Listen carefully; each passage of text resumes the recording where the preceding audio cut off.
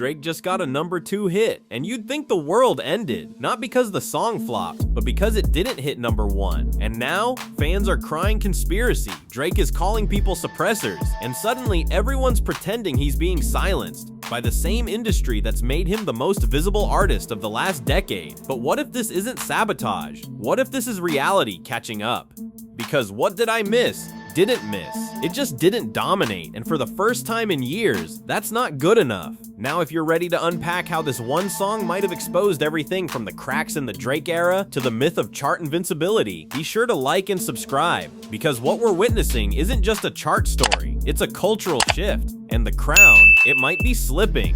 Drake just dropped a new song and it didn't hit #1 for the first time in years. The self-proclaimed chart assassin watched his track What Did I Miss land at #2 on the Billboard Hot 100. Now let that sink in. We're talking about the same Drake who once dropped anything, and it was a guaranteed chart topper. But something shifted. The crown didn't slide off, it slipped. Is it just bad luck, or are the rules of the game changing right in front of us?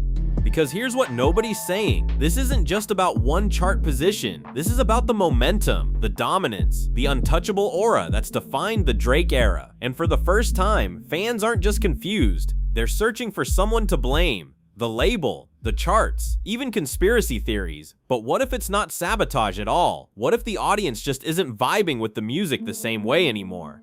Be sure to like and subscribe, because the deeper we go, the more obvious it gets. This isn't just a #2 debut. This might be the start of something Drake's never faced before: doubt. Let's talk about why.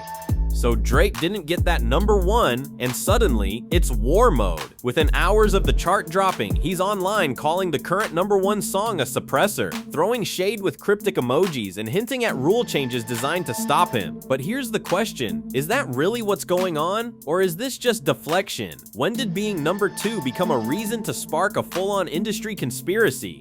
Because let's be real, Drake is still Drake. The song is charting, the streams are up, the playlist placements are there. He's still with UMG, still collaborating with the biggest brands, still everywhere. So why the victim narrative? Why are fans acting like the industry is actively silencing him when the numbers say otherwise? Is this really about being held back, or is it about not being able to accept that the grip might be loosening?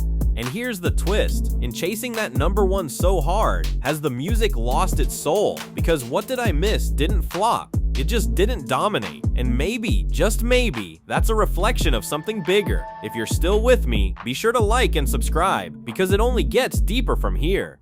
Let's talk about what Drake could have done. He could have embraced the #2 spot, celebrated the win, thanked the fans, focused on the momentum, but instead, he turned it into a loss. And that says everything, because when you've built a legacy on being undisputed, suddenly sharing the spotlight feels like a collapse. But ask yourself, since when did #2 mean you're being suppressed? This is what makes the moment so fascinating. Drake's response wasn't humility, it was hostility. A passive-aggressive swipe at Alex Warren, emojis, veiled warnings, all because someone else took the top spot? What does that tell us? That maybe it was never about the art, it was always about the scoreboard. And now that the game isn't bending in his favor, the narrative is shifting too. Is this self-preservation or panic? And the fans, they're following suit, pushing conspiracies, blaming playlists, imagining enemies. But here's the cold truth. What Did I Miss had every advantage, every machine behind it, and it still couldn't take #1. Let me know in the comments. Is this a case of unfair treatment or a refusal to face reality? If you're still locked in, don't forget to like and subscribe. Here's where things take a wild turn, because Drake isn't just hinting at suppression anymore. He's laying it on thick, acting like the industry, the charts, and the algorithms are all out to stop him. But if that's true, how do you explain the constant brand deals, the NFL collabs, the playlist features, the marketing rollouts? How do you claim you're being silenced when you're everywhere? This is what makes it all so confusing. Is Drake being held back? Or is he building a narrative that excuses why a song didn't perform like the old days? Because if we're being honest, the numbers don't lie. This wasn't sabotage. This wasn't some secret plot. This was simply a song that didn't resonate like it used to. And rather than acknowledge that, we get cryptic Instagram stories and an army of fans weaponized with theories. But here's the bigger question. Is Drake really being victimized? Or is he mastering the art of distraction? Because if you can't win the charts, win the headlines. If you can't dominate with sound, dominate with noise.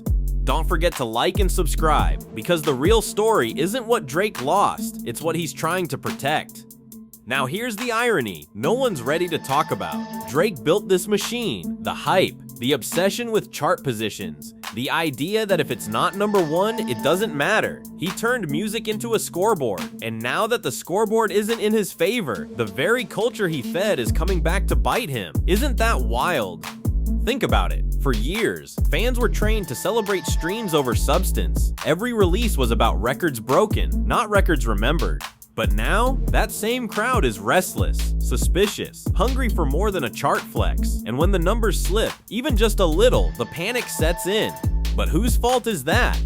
Because the chaos we're seeing, the conspiracies, the overreactions, that's not the industry. That's the byproduct of a fan base conditioned to believe dominance is everything. So when Drake doesn't dominate, it feels like betrayal. And instead of pivoting, he doubles down, and so do they. So ask yourself, is this still about music, or is this about maintaining a myth? So ask yourself, is this still about music, or is this about maintaining a myth?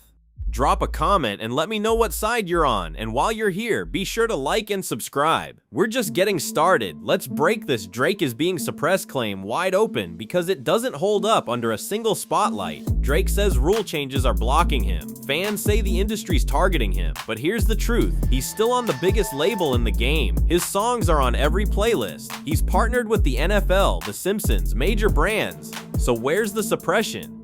Let's be real, this isn't censorship, it's saturation. Drake is everywhere. But when a song like What Did I Miss doesn't hit number one, it's easier to cry foul than face the uncomfortable possibility. The music just didn't connect. And instead of owning that, we get smoke screens. The rules changed, the charts are rigged. But if the rules really changed, why do other artists still go number one?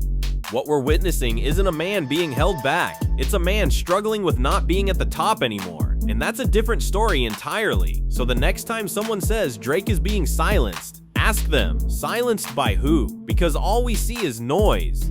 If you're still here, like and subscribe. The mask is slipping, and it's only getting louder from here. Here's the wildest part. What Did I Miss is actually doing well. A number 2 debut, millions of streams, tons of media coverage, but somehow that's being spun as a failure. Why? Because Drake's fans don't just expect success, they expect domination, and when they don't get it, it's chaos. Suddenly the system is broken, the charts are corrupt, the industry is plotting. But what if the only thing that's changed is the standard? This is the danger of myth-making. When you train your audience to believe anything less than number one is disrespect, you lose the ability to evolve. And that's exactly where Drake is stuck. He's no longer competing with other artists. He's competing with a version of himself that the game doesn't guarantee anymore. And here's what's even more revealing. No other artist gets this kind of meltdown at number 2. Not Cole, not Travis, not even Ye. So why does this feel like an emergency? Because deep down, Drake's camp knows what this moment signals. The era of automatic wins might finally be over. Let me know in the comments. Is this a wake-up call for the culture? And don't forget to like and subscribe. We're just heating up. We've reached the breaking point. For over a decade, Drake was seen as untouchable, chart god, hitmaker, the artist nobody could challenge. But now, the armor is dented, the dominance is disrupted. And the industry isn't ignoring it. They're watching closely, because when an artist this big starts losing control of the narrative, it creates a ripple through the entire culture.